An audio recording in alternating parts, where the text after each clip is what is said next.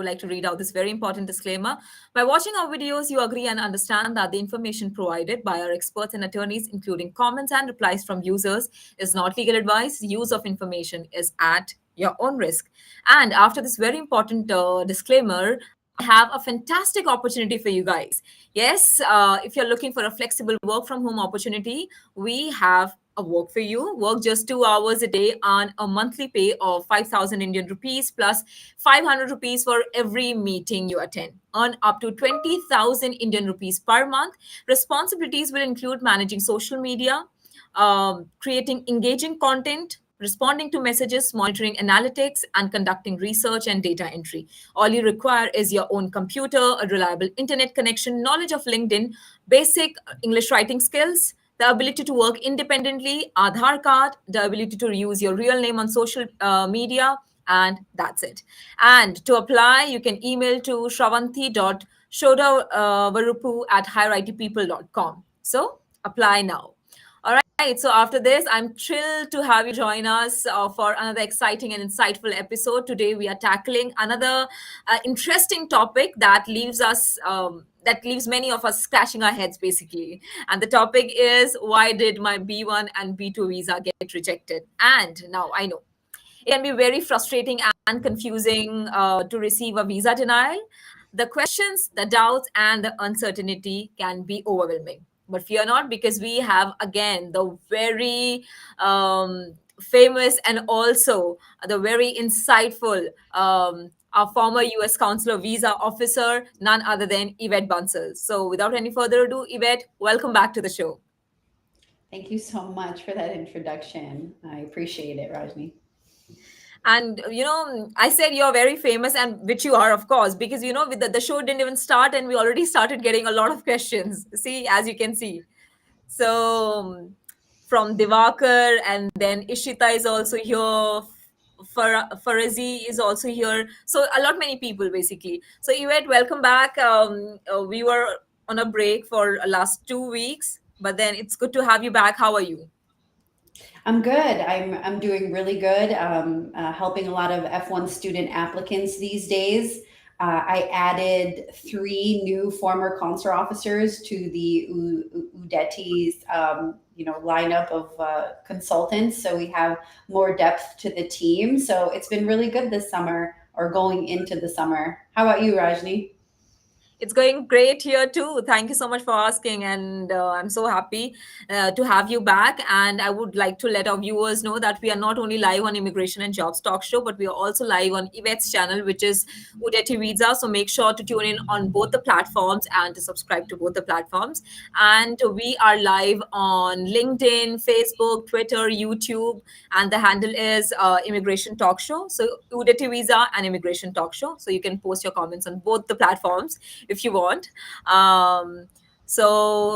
Without any further ado, Yvette, let's quickly take our audience's question because they are really waiting for your answer. Okay, so Farizi, okay, I hope that's how we pronounce it. Farizi is what it says. The person says, how long work experience do ones need in their home country after they finished F1 or J1? Is 1 year enough for B1, B2? Would you like to take it? So, yes. So the question is, once I complete my F1 degree or my J1 program, how long do I have to wait before I apply for a B1, B2 visa? The question is, it really depends. There's no rule. You have to have a valid reason for traveling to the United States again. So the consular officer is going to want to know why you want to travel to the United States.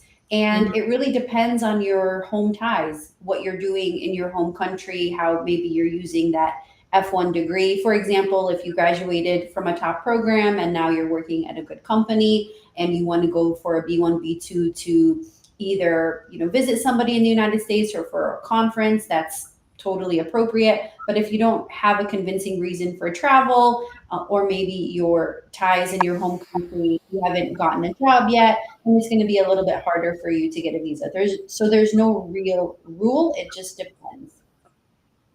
Okay. Okay. All right. So, Farzi, I hope you have got your question answer. Thank you so much for your question. Let's, without any further, because last week last time when we did the show, there were many questions from the people, and then there were a few contacting me on WhatsApp also that, my question was not picked up. So that's why I'm connecting with you here. So I don't want to waste any time and quickly dive into the viewers' questions. So thank you so much, Farzi. Let us know where you're watching this live session from. Meanwhile, let's take Ishita's question. So Ishita says, there is a lot stamp passport seller in India. Is it a good idea to purchase them? Will the consular officer check? What do you have to Yes. say there? So the question is I want to buy a fake stamp to show the consular officer that I've been to a country that I've never been to before. There's a lot of ways the consular officer can sniff out this fraudulent activity. And if you're caught, it could lead to permanent ineligibilities and even arrest. So there's very high consequences for for this type of activity. So I would definitely suggest that you don't go for any stamps in your passports to countries that you've never been to. First of all, the consular officer is going to ask you, what did you do in that country? Consular officers are obviously very well traveled. So, for example, also there's another way they're able to detect this lie. They're trained in certain ways to see fake visas and fake stamps. If something doesn't look right, that can get you in trouble. Also, if you're not able to speak to what you were doing in that country, that's gonna raise a red flag. If you're going to a country that people within your country don't usually go to, like I saw somebody at the visa window and they had on their DS-160 that they've been to Jordan. That's not a normal country that I usually see at the visa window from Indians. Usually I see Singapore, Malaysia, Dubai, Indonesia, but Jordan. And so I asked him what he did there, and he was just like stunned, and he was like, stuff. I did the tourist stuff. And it wasn't very specific. So the consular officer can start to wonder, did you travel to that country? So there's a lot of, so I see the follow-up question here, Rajni. Yeah. I'll let you read it though. Yeah, so the follow-up says Cuba, North Korea, Iran, Russia, Syria, Ukraine. Those countries that I just mentioned, is that a red flag or a green flag if I visited them as a tourist when applying for B1 B2? Yeah, and all those countries are going to be a red flag. So, you're talking about getting a stamp, and then you're talking about getting a stamp to a country that either you're not allowed to visit at all, or is in current conflict, or doesn't have good relationships with the United States. And so then the consular officer is going to be scared. What's going on? Why did you visit that country? Well, you will definitely get questions about your purpose of travel at that point in time. So, Or Ishita, maybe you can let us know, why do you want to visit these countries, right? If you are at all wanting to visit these countries, but even you are someone who must have seen it all, right? As a counselor of former counselor officer, you must have seen it all. You must have had experience regarding countless visa application. But did you ever get a question about getting a fake stamp? this is a first, and especially asking about a fake visa stamp to a country that you usually tourists would not go to, especially from your home country. So if you're not going as a tourist, what activities are you doing in that country? So the consular officer wants to know these things, where you go and what you're doing in those countries. I've never gotten that question before. No. Wow. Okay. So it is the first time then. So Ishita, Mhm. may also let us know where you are watching this live session from. And yes, where are you from? Where are you watching this live session from? Please let us know more about yourself. Meanwhile, let's take Divakar's question. And Divakar says, I have been to Azerbaijan 4 years ago, but they did not stamp my passport. I think because everything is electronic now, will this data be available on officer screen? If you have visited a country within the last 5 years, just listed on the DS-160, so the consular officer will not likely know this information unless you list it on your DS-160. If you don't have a stamp on your passport that said that you visited a country. Mhm. Okay, all right. So Divakar also has a follow up. So he says, I also have Japan stamp, but it is on the middle page of my passport. I'm afraid the officer won't see it. He may not go through your passport. That's why if you visited in the last like 5 years, mention in the DS 160, he won't miss it on the DS 160. But if it's in the middle of your passport, not all consular officers, will go through every page of your passport. Mhm. Okay, all right. So thank you so much, Divakar. Thank you so much for your question. Let us know if you have another follow up and where you're watching this live session from. Meanwhile, let's take a question from UDETIVISA, which has been posted on your channel, Yvette. Bobby by Bob, okay, says, have you had any clients who got multiple refusals, like 4, 5, or more, but finally they still got visa approval? Could you tell the story? Do we have a time for? So just really quickly, I had a client that was from the Philippines, and she lived in the UK, and she had multiple visa approvals. I mean, multiple visa denials for various reasons. However, she had a established job in the healthcare industry in the UK. I helped her, with how to answer questions for the consular Mhm. officer. She ended up getting her visa after about 4 refusals. The circumstances were, she did not frame her purpose of travel very well in one of the interviews. I think the earlier interviews, she didn't have good ties. So her circumstances in her case had changed. She was older, she was more established. She had a lot to lose if she were to not be a nurse or in the healthcare industry in the UK. So yeah, so I was able to help her in that case. So there Mhm. are situations in which you can have multiple refusals and still overcome um, a refusal. But if you're applying, back to back to back to back, and your profile is not that strong, and it is difficult to overcome that number of refusals, no doubt. Right. Okay. So, Bobby, I hope you've got the answer. Thank you so much for your question. Let us know where you're watching this live session from. Meanwhile, let's quickly take Abhipal's question. Abhipal says, Yvette, I want to thank you. My F1 visa is approved after refusal. My first interview, the visa officer liked my profile until I tell her about my father is in the US through green card lottery. And then the second visa officer, a middle-aged white man, he only asked me about my acceptance and 4 minutes about my father. He's smiling and he seems okay with my father in the US. I guess it depends on a VO's personality and interpretation of the law. What do you have to say, Yvette? Yeah, I agree. I think that if the second VO may have focused more on your strength as an F1 applicant, which is what the consular officers should be looking at, that your intent to be a student, and maybe the first VO was a little bit more concerned about your home ties. But why are you thanking me? Did you watch any videos that were helpful to you? All right. So thank you again, Abhipal, for your question.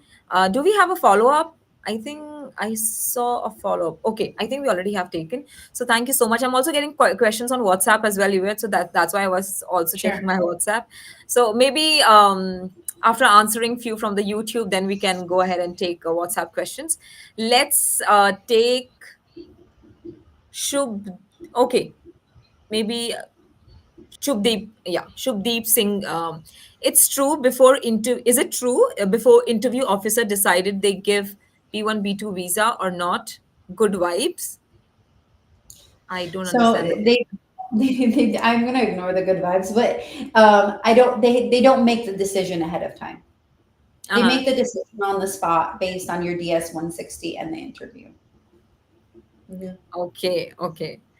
All right, Shubdeep, thank you for your question. Let's quickly have Mix's question. So he says, Shoaib here. I was rejected last year in August 2023 from Dubai consulate. I applied for Miramar Air Show, San Diego. I'm passionate about aeroplanes and was attending the air shows and defense exhibition and then I have my own YouTube channel about aeroplanes, and now I want to apply again. Please tell me. Please tell him, Yvette.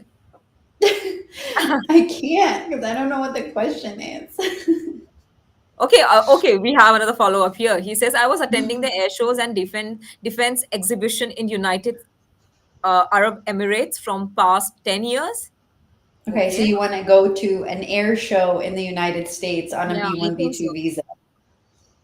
I think, yeah, I think he said something about he being rejected, right? Okay, so if you want to attend on a B1, B2 visa for air Mm-hmm. shows, okay, Mm-hmm. and you've been rejected before, what can you do the next time around? So it's you have a history of going to air shows, so make sure that you start off strong when you answer why are you going to the United States? You can start off really strong. You can say, I want to go to uh, the Miramar Air Show in San Diego. I've attended 7 air shows in the last 10 years in Dubai, UAE, Sharjah, whatever. Mm-hmm. And I'm able to finance my trip through, personal savings of like, $30,000 or something like that. So just very strong. So you don't even have to talk about financing in the first question if you don't have time. But notice how I started, instead of just what's my purpose of travel, I want to go for tourism. I'm very, very specific. I want to go to this air show. Then I'm adding something that is really strong about my profile, which is that I've traveled internationally for air shows before. It establishes a pattern of solo travel for the same purpose. So start off strong. That's definitely one thing that I would advise. Make sure you're communicating finances and ties in a very direct way. If you have a large amount of savings, if you have a lot of immovable assets, how you're financing your trip. If you live with your parents or you have other ties, if you have a college degree or a master's degree, those are all helpful points to discuss, because then the next question is like, what do you do? Well, I have a master's degree in electronics and I've been working in the industry for 10 years. I live in a joint family. So now you're just really rattling off a lot of your ties. So whatever that strength is, and each case is different, but whatever your strengths are, lead with those strengths. And then, yeah, they're gonna look at your purpose of travel, your ties, and your financing for that B1, B2 visa, having details about the air show, an appropriate length of time Mm-hmm. for how long you want to be there. So if you want to go for an air show, it's not appropriate to say, I want to go for a month or 2 months. That doesn't make sense. An air show is just a couple days. So having an appropriate length of time, 2 weeks, 1 week, a week and a half, something like that makes a lot of sense.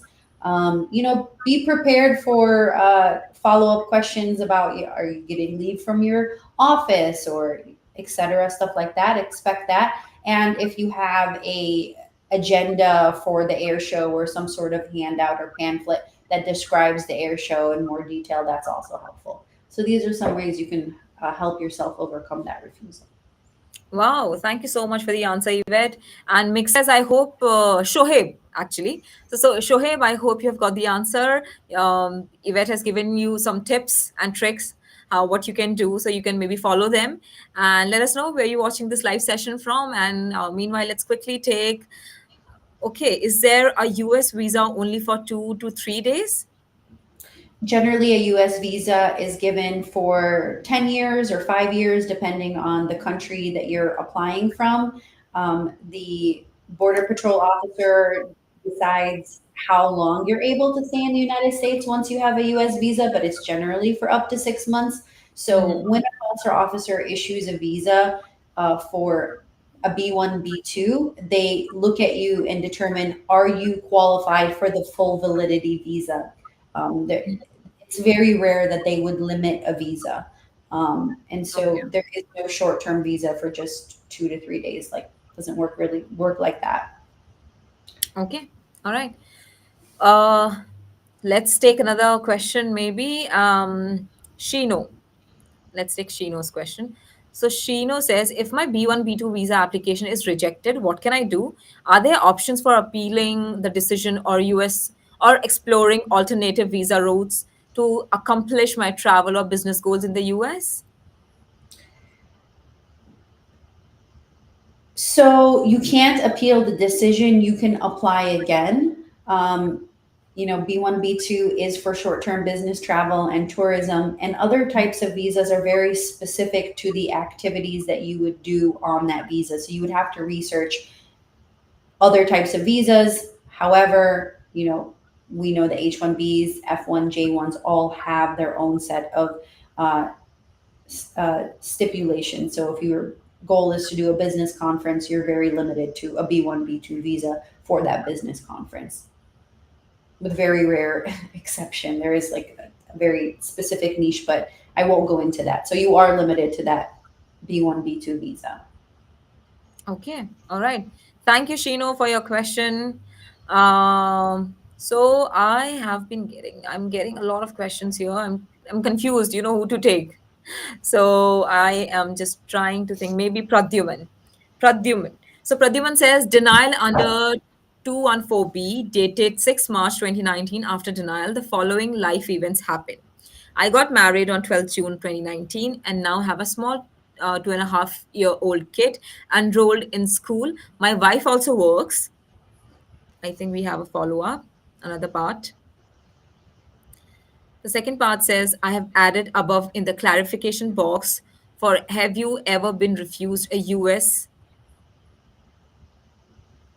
I have submitted this as a clarification for have you ever refused your visa earlier for clarification box? Sorry, have you refused Okay, visa earlier clarification I box? I'll kind of help you out here for everybody that's watching. So, if you've ever been refused a visa, any type of visa, in the explanation box, just write 214B. Don't go into the reasons for rejection because most of the time you have no idea why you were rejected. And a lot of people, they write things that are not applicable. They make themselves actually sound worse when they're trying to make themselves sound better. So don't try to communicate in that explanation box. Just put 214B. Anything else you can communicate verbally to the consular officer. Don't use it as an opportunity to explain anything. It's not going to work. Okay, I think he wanted to know will this info cause any problem in the interview or rejection? I mean, I think they're not supposed to, but even if they did, will it be getting any? It's fine. It's fine. If you can't edit it and you want to enter that information, then that's fine. I didn't see anything particularly wrong with that. But if you're able to edit it or you're just starting a new DS 160, just write 214B. If the consular officer asks you why you were rejected in the past, be like, I'm not clear about the reason for refusal. I'm going to the US for tourism, and then give them your reason and just move forward. Yeah, because you don't know. Mm, okay. Okay, Pradyuman, I hope you've got the answer. Thank you so much for your question. And okay, he has another follow up. He says, how to show our finances? Can we show stocks or RSU as a part of financial statements in the bank account? Is having less amount. If the So bank most of account is the having less amount. You bring your financial statements, but most of the time the consular officer is going to judge you about your annual income. They'll ask you about your level of savings. So just tell them what you have in your in savings and investments and what your per annum income is. They may not necessarily look at your finances. If some of your business is in cash, you can tell them your level of savings, and then if they ask for your ITR, you can explain that some of your business dealings are in cash, but make sure that it makes sense. Make sure that this is not a lie. Yeah. So in some businesses, this makes no sense. If you're working for Ernest and Young, you can't tell them that some of your earnings are in cash. But if you're a business owner and your ITR is showing a little bit less, then I think that you can explain later. Actually, I make more than this, but this is what I report. So I hope that clarifies things for you in terms of finances and what you are expected to show. Right. I hope it does, Pradyuman, and let us know if you have another follow up if you want to. Okay, so Abhipal is here. So Abhipal says, yes, I watched all your F1 video. Hence, you are really you are. I don't know what's wrong with me. Why am I reading these questions wrong? But okay, let me read it again. Yes, I watched all your F1 video. Hence, you really are helpful for me so much. And as a bonus question, have you met Rajni in person? Please answer the question, Yvette. That would be such a bonus if I had met Rajni in person. I don't I don't know why we never met in person. I think that next time we absolutely need to meet in person, Rajni. Have like a drink or coffee. Yeah, unfortunately, I have not met Rajni in Maybe person, when but we meet, hopefully, we can do a show there. yes, yes. I'm sure it's going to be another great episode. And surely, it is also my wish to meet you at one day. Let's see. Let's hope.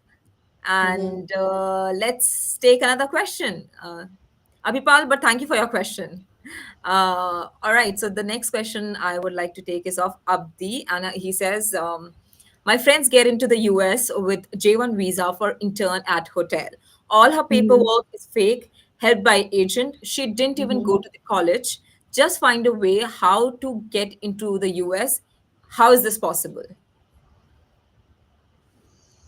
It's possible because sometimes agents are able to put together Mhm. paperwork and the person is good at lying. Okay. And they tell the consular officer a story. And um, look, people use fake documents. Yeah. That's why it's so hard to get a B1, B2 visa. That's why it's hard to get an F1 visa or a J visa. It's those people who are putting forward fake documents that make it harder for everybody else. Does the US government catch everything? They don't. They don't have the capacity or the tools or the resources to catch everything. They do catch a lot though, and consular officers are very smart. Mhm. She might have gotten away with it, but a lot of people do not get away with it. So just because you know somebody that has gotten away with it, it doesn't mean that she'll get away with it forever, right? So she Mhm. might have gotten into the United States, but what is she doing now? If she's living illegally or working without a visa, she has limited options in terms of like leaving the country, or she's there out of status. And if she does leave the country, she'll never be able to re-enter the country lawfully again. If her situation is found out. So there is still a lot of fear and consequences. Just because she made it into the country doesn't mean that there isn't fear or consequences, or she won't be found out later.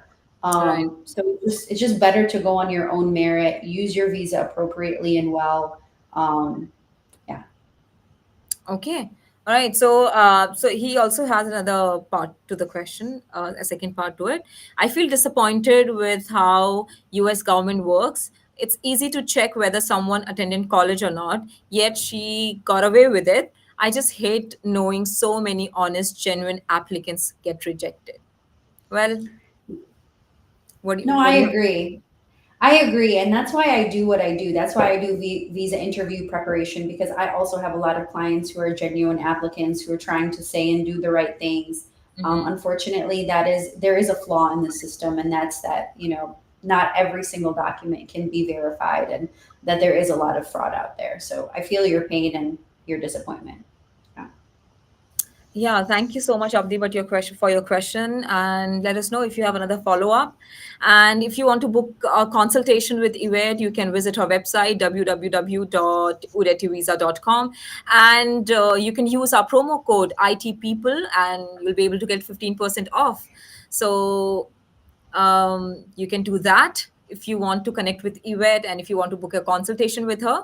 And if you're looking for a project placement or visa sponsorship, you can reach out to me. My number is +1 732 707 9151. My email is rajni@higherightpeople.com, and you can also visit our website www.higherightpeople.com. Remember, we also sponsor H1B visas and other work visas based on job availability and regulations. Uh, it's a it's a great episode. We are getting a lot of questions. It's an insightful episode, and we always have great episodes with you, Yvette. But if you allow, I would like to take a short break, and maybe Hmm. after the break, we can take all these questions. Sounds good. All right, so let's quickly go for a break.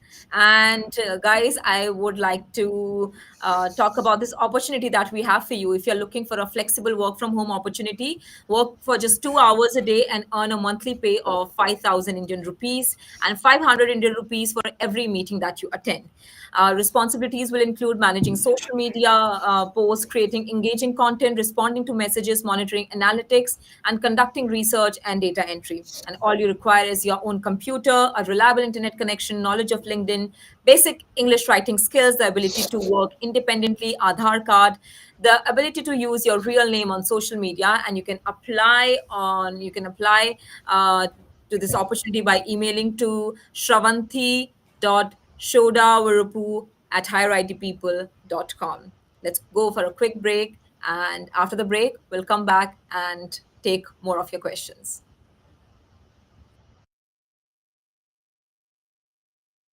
Officer who adjudicated over 40,000 cases, I saw many applicants struggle to communicate their purpose of travel and finances during the visa interview. With better preparation, many could have secured their visa. At UDETI, I offer one-on-one visa interview strategy sessions. Let my experience be your guide so that you can ace your visa interview.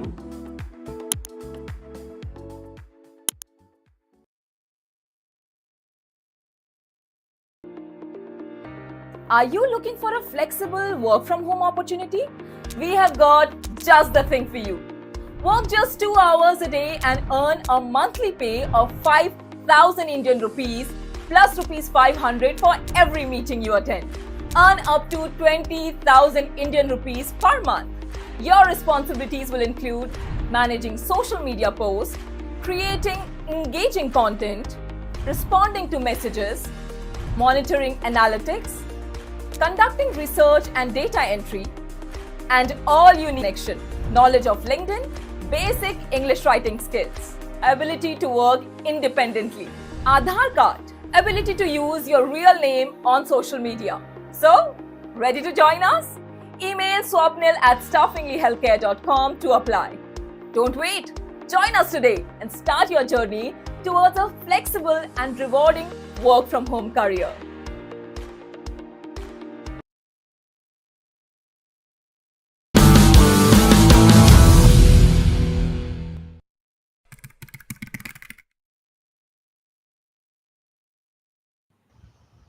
It's a really Welcome nice back, video, everyone. Rajni. Thank you so much. Thank you so That much. was so good. Yeah, I mean, I want to work from home now. Thank you so much for saying that, Yvette. And guys, welcome back once again. You're watching Immigration and Jobs Talk Show, and we are taking your questions on why did your B1 and B2 visa got rejected. So we'll be taking a lot more now because I can see a lot more people have posted their questions. So let's quickly take Jarjeet's question. Okay. Jarjeet says, "Do CBP know if I have entered USA multiple times before? Will they know the type of visa I have when I enter before, since I enter with J1?" Yes. To all that question, they will know. They will know that information. Mhm. Right. Okay. So it's a simple answer. Yes, Georgie, they will know. Right. So, okay. Aman is here, and Aman says, "Help me, please. Question regarding explanation box. Rejected 3 years ago. Is this a good word to put on the explanation? Reason why rejected?"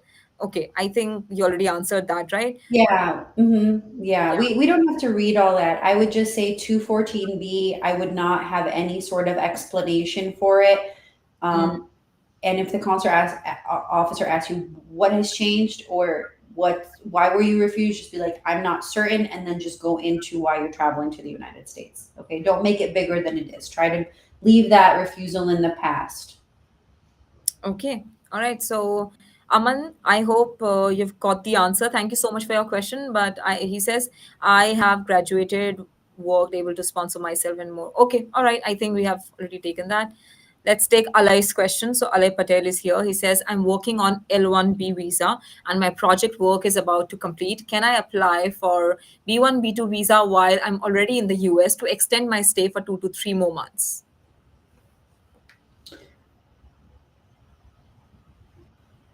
You need to go back to your home country to apply for a B1, B2 visa.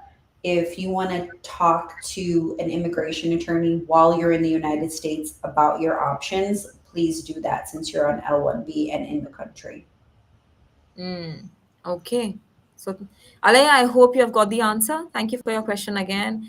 And let us know where you're watching this live session from. So, Pradyuman is back again and he says thank you because you answered his question, and I hope and I think he's satisfied.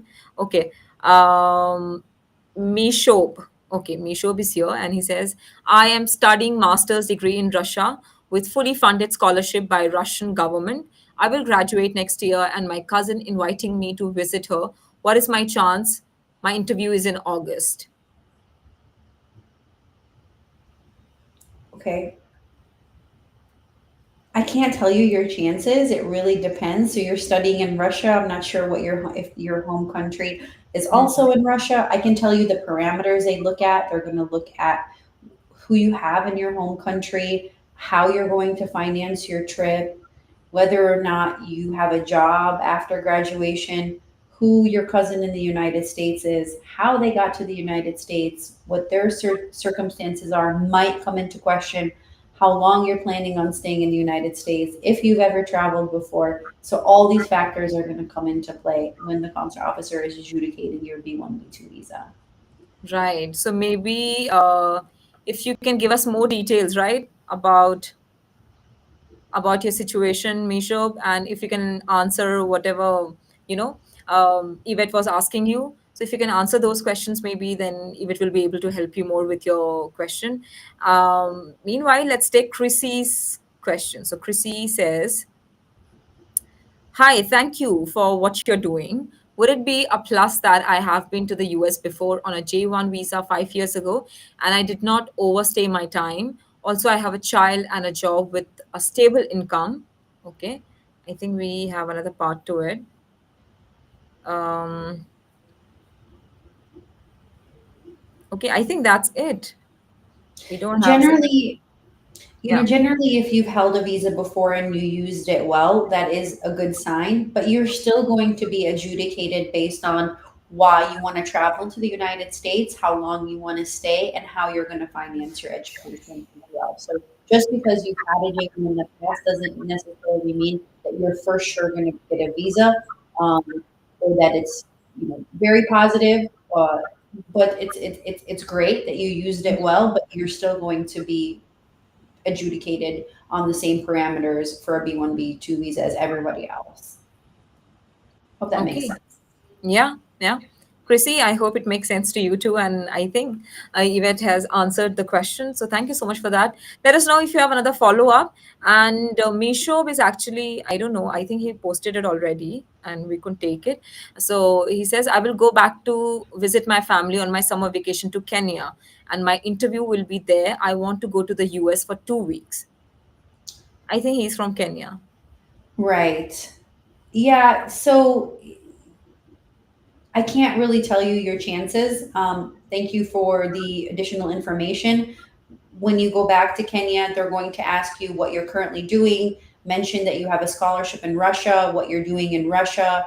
Make sure you're mentioning all of your family ties in Kenya, and your finances and the reasons you have to return either back to Russia or what you're going to be doing back in Kenya. So the consular officer is going to want to know, if you graduated from Russia, what's next for you? What are you going to be doing? So the strength of that answer will be a good determining factor for the consular officer. If you have already a job from a company in Kenya, after your scholarship from Russia, maybe bring your transcript or your graduate certificate from Russia. Say I graduated with a 4.0. Now I have this job offer in Kenya. Before I start working, I want to go visit, my cousin in the US. Okay.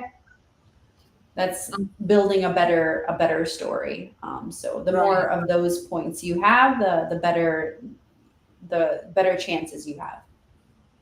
Okay. So, Mishob, I hope you have got the answer. Let us know if you have another follow up. And I think by now, all your questions, you must have got the answer for all your questions.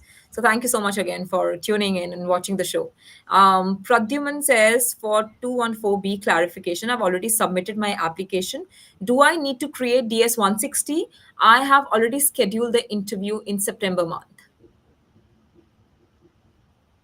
So every single time you go for a visa interview, you need another DS 160 and you need a brand new application. So if you've had a refusal before, you'll have to recreate, have another DS 160 and go for another biometrics and / visa interview appointment. So that's how it works. You have to pay your visa fee again as well. Okay, all right. So, Pradyuman, thank you again for your question. Thank you for again tuning in and watching the show. I hope you're enjoying it. And now, I have a question actually. So, this is from one of the viewer who attended our last webinar and was not able to get the answer. So, he connected with me on WhatsApp and he said, when are we going to have our next show with Yvette? So, I said, on this day, I informed him, and this is what I have from him.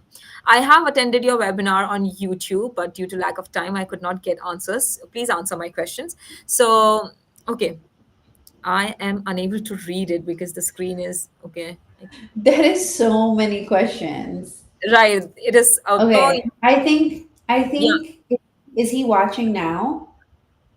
I think he is, because I informed him and he said, I am going to tune in. Definitely. Okay. I think So, you need to book a consultation with me. You have a lot of questions, and there's no way I can cover these questions, and they're not B1, B2 related. So I think go on my website, please book a consult with me. I also have a very affordable 10-minute session. So you can actually just pay a small fee and have 10 minutes with me if you want to just clear your queries and you don't want to pay for a 30-minute or a 1 hour. So I have that option on my website. It sounds like it might be perfect for you. So that was a lot of questions. Yeah. Yes, he's going to have his interview on, I think, June 12th. So maybe Okay, the yeah. consultation can help him. Okay, yes. Yeah, so, all right. So thank you so much. Prithvi Raj is his name. So Prithvi Raj, thank you for your question. And you can book the consultation with Yvette. Go to her website, UDETIVISA.com. And you can also apply the promo code IT people for 15% off. And she'll be there to help you. And now let's quickly take, Aman Joshi's question. So Aman says, rejected 3 years ago. Is this a good word to put on the explanation? Okay, I think we already took this, right? I think people are asking the same question. Just write 214B in the explanation box for a prior refusal. I promise this is the best way to go, because too many people are just writing too many things, and it's going to either confuse the consular officer or really highlight your refusal. You want that refusal not to be like in their face as much, and then they're going to read what you wrote and then the past cases. If you just write 214B, it's going to be a lot smoother, in my opinion. Right. Okay.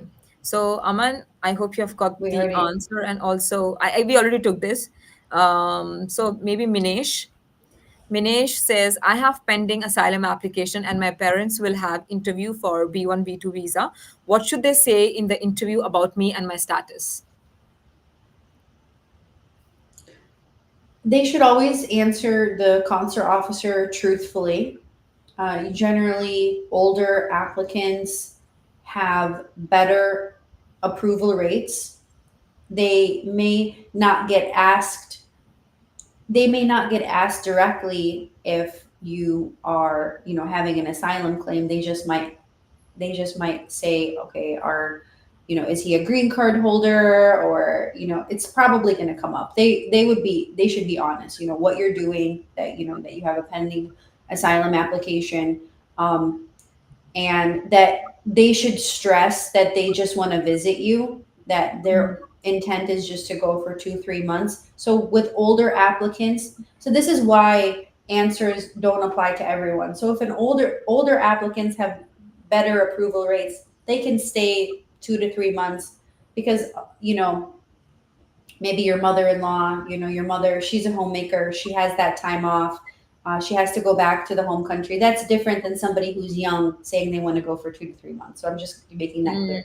So if your parents want to go for a month, 2 months, and they're older, they're beyond working age or almost at the end nearing retirement, the consular officer is going to assume that they're not going to work in the United States. So that works in their favor. So if they just really stress the fact that they have something in their home country, whether they're a government employee and it ties them to their home country, they have their own shop, etc., and then discuss how you're earning in the US and maybe how you're helping them pay for the trip, or if they have really strong finances and they can fund themselves, and that's also great. So always be truthful and forthcoming. It's better than trying to hide it, because they can always ask, does he have a visa? Does he have a copy of his green card? Does he have a copy of his US passport? And if they're not able to answer those basic questions, then they may lose their chance of ever visiting you on a B1, B2 visa. If you want to wait until your asylum application has been approved and you're in a stronger status and you can show them, give them W-2s, and you have, instead of being in a pending application for asylum, wait until you have your green card, maybe wait, but definitely don't put them in a position to lie, because that could prevent them from ever visiting you again. So yeah, focus on the visit, focus on their ties, maybe wait until you're in a better position, or just chance it if their ties are really good. Meaning, if your mom and dad are government employees, doctors, they have multiple properties, so you have to gauge the situation. If they don't, if their ties, if maybe they're farmers or they don't have property and maybe their ties are not that strong and their finances are not that strong, then make the decision of waiting until your application clears, and that will give them a little bit more positive points. So that's how I would approach it, Manish. All right. So, Minesh, well, that was a lengthy answer, but it was all worth it. And thank you so much for the answer, Yvette. I hope, Minesh, you have got everything clear now. And thank you so much for your question. And if you have a follow-up, I don't think we have much time, but still, if you want, you can post the follow-up. Deepika is also here. She says, I know it might not be related, but how do I convince myself that rejection is not the end of the world? After 3 F1 refusal, I started questioning my self-worth, developed trauma, and just want to, do we have another part? Just want to sleep for a long day, all the hard work, pain, money for visa, agent, transportation, and all just vanish. I really don't know what went wrong. They do, in fact, do mass rejection sometimes, but it really hurts. What do you have to say, Yvette? Everybody gets rejected, and it's not a reflection of your self-worth at all. And it's not a reflection of anything that has anything to do with you. The consular officer doesn't know you personally. They barely get a chance to know you at the visa window. Many people making lots of money, going to excellent schools, completely genuine, get rejected every day because the system is inherently flawed. The interviews are very fast. Like we heard earlier, documents can't always be verified. It's difficult to tell who's telling you the truth, who's not telling you the truth. So there's a mix of people getting rejected every day. It's not a reflection on you in any way. It's certainly not the end of the world. There are other countries that can be explored. There's other opportunities within your home country. And then also think about I know that you put in so much effort up until this point, but whatever goals you had in the United States may not have come to fruition. Trump is becoming president, so maybe OPT is no longer going to be on the table, or maybe H-1Bs will no longer be available. So if you had those dreams and they don't come to be, then maybe you made that investment, and a lot of people are now finding it's a lot harder, or it's not what I expected. Now think about 50 lakhs or 60 lakhs or 80 lakhs that you were going to invest in your US education, and what you can do with that money in India. You can literally start your own business and just be a boss. So you know what I mean? It's all, we've been taught to want so many things, but if you melt all that away, you don't need to want anything. Right. You really don't. You really can be content exactly where you are and look at your circumstances from a completely different lens at all times. So, so just chin up, all right? Yeah, absolutely. And I know, Deepika, it can be disheartening, but don't lose hope. A rejection is not the end of the world. And Yvette can also say this, right? And it is not the end of your Mhm. journey. It is not the end of your world. So use it as an opportunity to maybe learn and improve, right? And Mhm. many people face rejections, right, Yvette? Yeah, And before they ultimately succeed, they yeah. go through And rejections. It's only been 3 times. Maybe there are a lot of areas maybe where you need to improve, and where you need to better yourself, right? write me an email, Deepika. Tell me what happened. And Yeah, if you're in a position, just write me an email. Just write me a quick email. Tell me what happened. I'll respond. I'll tell you. I think you should wait a little bit. So, or not. Or if I think your profile is strong enough, then I can recommend a consultation. If I think that you should wait some time, so it could be that like get a job, wait some time, and then apply for that program in a couple of years. And I know it really delays what you really want to do, but that's yeah. also an option Mhm. if you've been applying right away. So there are options that you can explore. 3 denials is also not the end of the world if you really your end goal is a master's degree. So yeah, just drop me an email. Yeah, and Deepika, please note down Yvette's email, yb@udetivisa.com. See, it is here displayed on the screen. Maybe you can write down her email, note it down, and write her What what happened? happened in those Yeah. 3 times when your visa got rejected. Maybe she can help you with more details and more. She can help you with your situation. And let's quickly take another question. Okay, I think the time is already over, but maybe let's take one more, Yvette. So Coy is here and he says, Yvette, what if once put I have graduated and traveled to Japan, Fiji, Okay. etc. in explanation box? It might help the consular officers see how circumstances have changed and how much is 10 minutes consultation. Okay, since you mentioned 10 minutes consultation, that's why he wanted to know maybe. Okay, the 10-minute consultation is $68. Uh, if you want me to answer that. But you can go on my website. I have different tiers, but yeah, 10 minutes is $68. And 214B in the explanation box. I'm not going to change my mind, Troy. Like I'm not gonna change my mind. You just put 214B because look, you want to put I graduated and traveled to the Japan in the explanation box, but you really need to work on your interview Mhm. more. So the consular officer, if he wants to know why you were rejected, he's going to go to the previous case notes. He's not going to bother about what you're saying in the explanation box. Um, and the explanation box, it isn't saying what circumstances have changed. It literally just says explain. So it doesn't even really fit. So the consular officer may think, oh, this doesn't even fit. What is this applicant thinking? And now he's questioning your judgment. So that's why we're not putting any words. I don't want it's safer not to put any words so the consular officer doesn't question your judgment for what you're putting in that box. Right. Okay. So, well, thank you so much for your question. I hope you've got the answer. And unfortunately, that's all the time we have today for your questions, guys. And I know you must be waiting for your turn, your question to be answered. But maybe in our next episode, next Friday, Yvette. Yes, for sure. Also, I just remembered Mhm.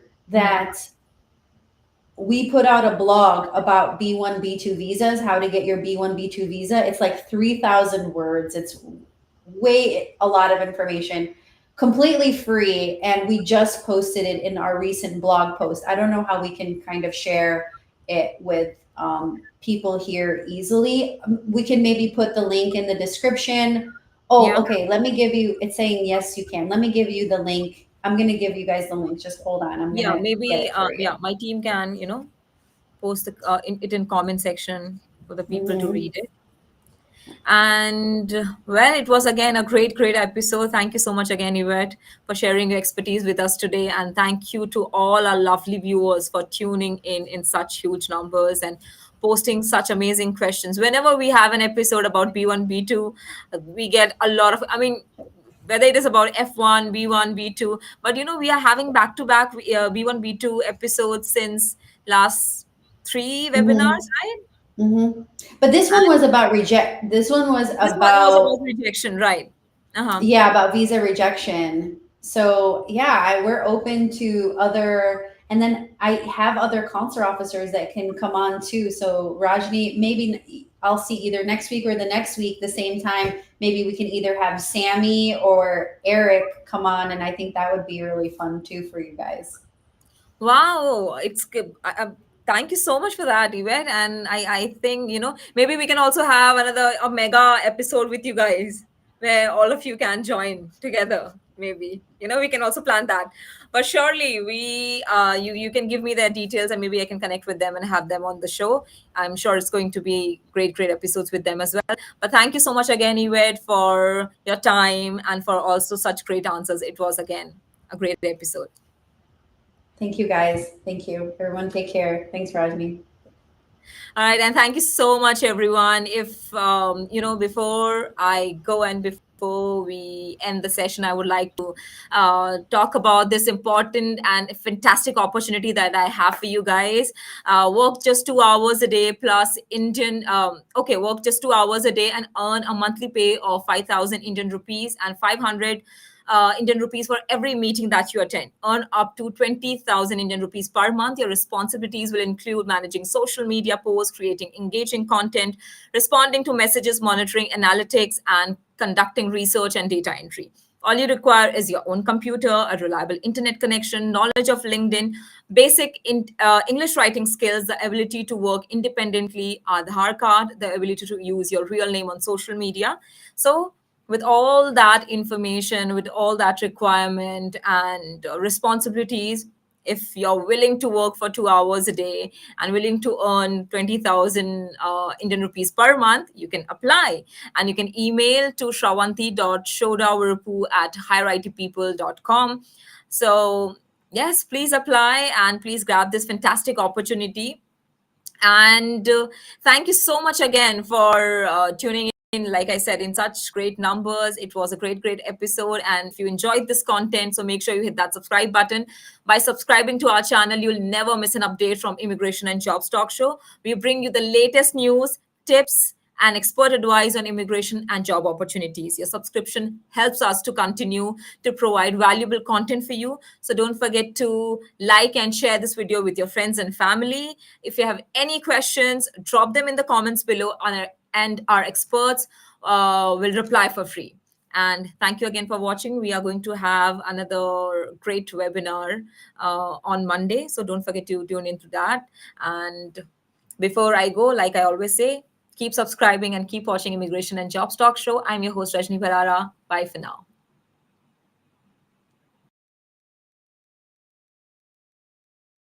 Consultant seeking a new opportunity? We offer job placement services for U.S. citizens, green cards, EADs, and visa holders. We also sponsor various work visas like H-1B, E3, TN, and green cards.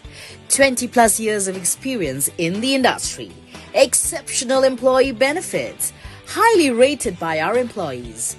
Global presence with 200 plus recruiters and direct clients. Connect with us. Call us on the number 732-707-9151 or mail us at rajni@higheritpeople.com or visit our website www.higheritpeople.com.